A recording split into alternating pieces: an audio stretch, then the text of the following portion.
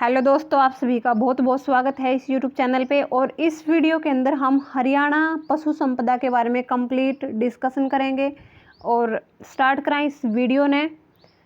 तो टॉपिक का नाम है पशु संपदा। बात करें अगर भारत की, तो भारत में पहली पशु गणना जो है दिसंबर 1919 से अप्रैल 1920 के मध्य हुई थी। यानी कि पहली जो पशु गणना थी वो दिसंबर 1919 से अप्रैल 1920 तक वह कंप्लीट हो गई थी। और देश में हर 5 साल के बाद पालतू जो पशु है और जो मुर्गियां हैं उनकी गणना करी जा है। यानी कि हर 5 वर्ष के बाद पशुओं की और मुर्गियों की जो गणना है वो की जाती है। बात करें अगर हरियाणा में जो पशु है उनमें एक मतलब पशुओं में जो भैंस है वो मुर्रा नस्ल की भैंस उरा बहुत बड़ी मात्रा में उरा पाई जावा है। और मुर्रा नस्ल की जो भैंस है उसका निक नाम यानी कि उसका निक नेम या उपनाम जो है वो खुंडी है। इसका जो मूल स्थान है यानी कि ये बेसिकली कड़ते पैदा हुई है या हुई है पाकिस्तान का मोंट गोमरी स्थान पैदा है। और हरियाणा के अंदर मुर्रा नस्ल की भैंस मिला है और इसी वजह से हरियाणा को भारत की पशु संपदा की खान कहा जाता है। यानी कि पशु संपदा की खान, भारत की पशु संपदा की जो खान है वो हरियाणा है। क्यों? क्योंकि मुर्रा नस्ल की भैंस मिला है। यह जो भैंस है वो दूध भी देती है भाई अच्छी मात्रा में, मांस में भी बहुत अच्छी है। और बाकी के जो कार्य है यानी कि जो पशु खेत के काम कर सके या जो भी मतलब काम जो पशु कर सके है वो उसमें भी परफेक्ट है। तो तीनों काम जो है या अच्छी तरह से कर सके है। और एक दिन में या 35 किलोग्राम तक दूध दे सका है। और इसी वजह से इसने एशियन ट्रैक्टर भी कहा जावा है। यानी कि एशियन ट्रैक्टर कौन है? मुर्रा नस्ल की जो भैंस है वह। मुर्रा भैंस को सोने की खान भी कहा जाता है। यानी कि सोना की खान अगर बात करें तो कौन सी भैंस को कहा जावा है? मुर्रा नस्ल की भैंस को।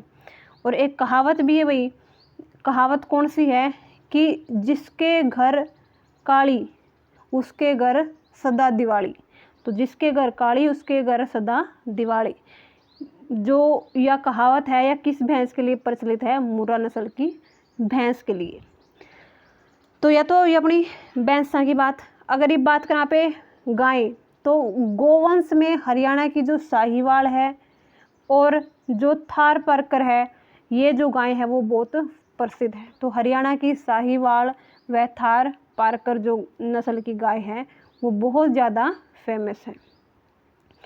हरियाणा में औसत 3 गांवों में एक पशु चिकित्सक संस्थान की सुविधा उपलब्ध है। यानी कि पशु चिकित्सा संस्थान जो है वो 3 गांव में एक तो ज़रूर मिल जाए। यानी कि 3 गांव का अगर बात करें तो ऑन एवरेज एक पशु चिकित्सक संस्थान की सुविधा पूरा पॉसिबल है।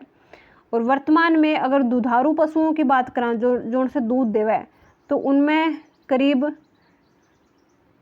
89.98 लाख है। यानी कि 89.98 लाख यार टोटल दुधारू पशु है, जिनमें से भैंस जो है वो 60.85 लाख और जो गाय है वो है 19.08 लाख। ठीक है, तो टोटल कितनी है? 89.98 लाख, जिसमें 60 लाख जो है वो भैंस है और 19 लाख गाय है।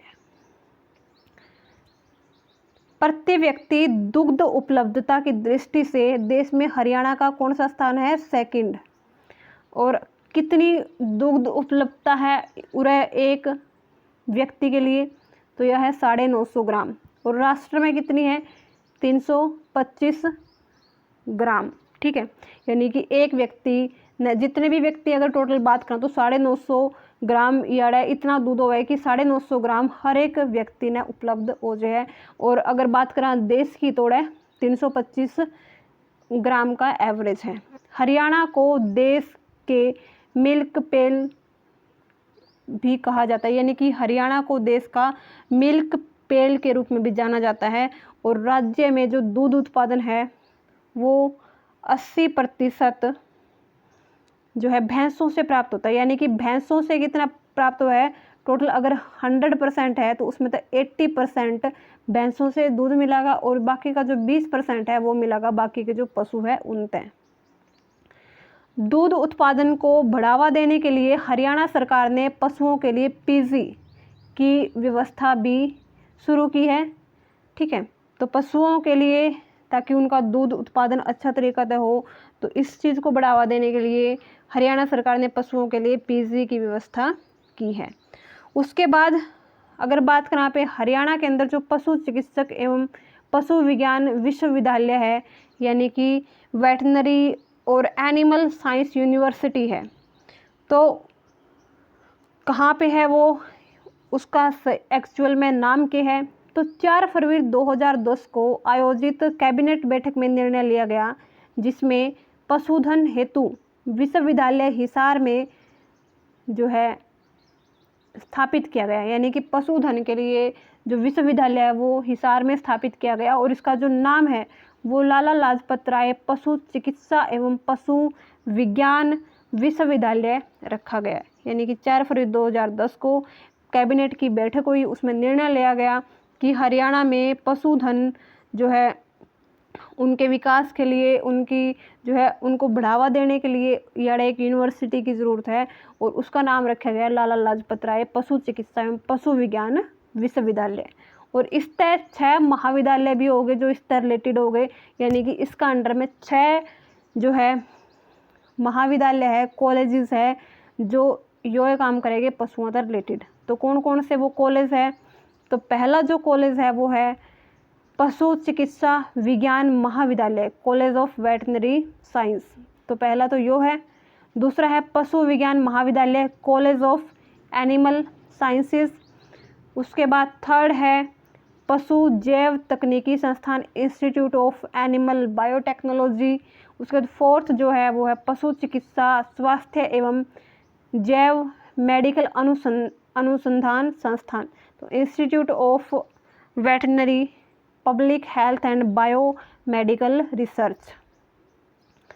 अगर बात करें 5वां की, वो है डेयरी तकनीकी संस्थान, इंस्टीट्यूट ऑफ डेयरी टेक्नोलॉजी। और जो 6th नंबर का है वो इंस्टीट्यूट ऑफ फिशरी साइंसेज, यानी कि मत्स्य विज्ञान संस्थान। तो ये 6 महाविद्यालय है जो लाला लाजपत राय पशु चिकित्सा एवं पशु विज्ञान विश्वविद्यालय के अंडर काम करे है, यानी कि लुआस जो है यूनिवर्सिटी है उसका अंडर 6 महाविद्यालय काम करे हैं, तो ये उनके नाम थे।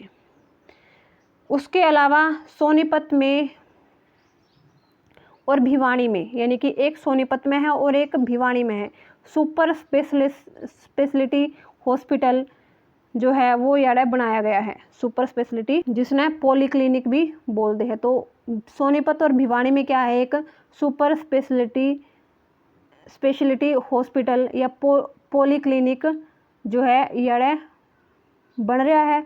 और पंचकुला और सिरसा में एक जो है पालतू पशु चिकित्सा केंद्र व शिक्षण संस्थान जो वो स्थापित किया जा रहा है, यानी कि एक पंचकुला में और सिरसा में 2 जिला में की है पालतू पशु चिकित्सा केंद्र व शिक्षण संस्थान, यानी कि जो है एनिमल जो है मेडिकल सेंटर कम टीचिंग हॉस्पिटल। ठीक है, तो ये कहाँ पे बन रहा है, पंचकुला और सिरसा के अंदर। उसके अलावा भांज मुक्त पशुधन जो है उसके लिए क्या किया गया है, प्रति पशु उत्पादकता बढ़ाने के लिए कृषि विकास योजना के तहत यह कार्यक्रम 2009-10 में शुरू किया गया, जिसके तहत ग्रामीण युवा प्रशिक्षण प्राप्त करने के पश्चात कृषकों के घर जाकर उनके पशुओं को कृत्रिम गर्भाधान सेवा प्रदान करते हैं, ताकि जो पशु है वो उनको बांझ मुक्त किया जा सके, यानी कि कृत्रिम गर्भाधान की यहाँ पे जो सेवा है वो दी जाती है। और यो कौन सी योजना के तहत यो काम किया गया है, राष्ट्रीय कृषि विकास योजना। तो राष्ट्रीय कृषि विकास योजना के तहत 2009-10 में यो कार्यक्रम जो है वो स्टार्ट किया गया। यार जो है गांव में पहला तो जो युवा है, यूथ है, उनको ट्रेनिंग दी जावे है और उसके बाद वो गांव में पशुओं के जो है कृषकों के घर जाके पशुओं को कृत्रिम गर्भाधान की सेवा प्रदान करते हैं।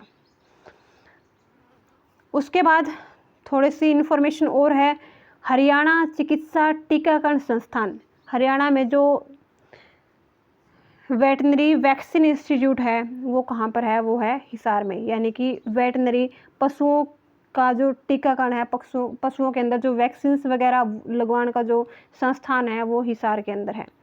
पशु चिकित्सा प्रशिक्षण संस्थान ये भी कहाँ पर है, हिसार में। हरियाणा वेटनरी ट्रेनिंग इंस्टीट्यूट, यानी कि जो चिकित्सक है, पशु चिकित्सक है, उनको ट्रेनिंग दी जाए तो यो भी कड़ा है हिसार के अंदर। फार्म व राजकीय पशु संपदा फार्म, जो राजकीय पशु संपदा फार्म है यानी कि गवर्नमेंट लाइव स्टॉक फार्म है वो कहाँ पर है, हिसार के अंदर है।